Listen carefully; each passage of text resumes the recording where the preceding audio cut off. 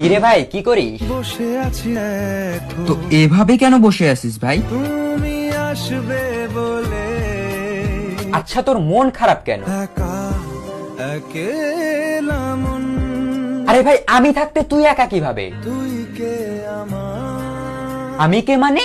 আমাকে তুই ভুলে গেলি? না রে না ভাই তুই কি তোর লাইফে ভালোভাবে বাঁচতে চাস না? বেঁচে থেকে লাভ কি বল বেঁচে থেকে লাভ কি মানে?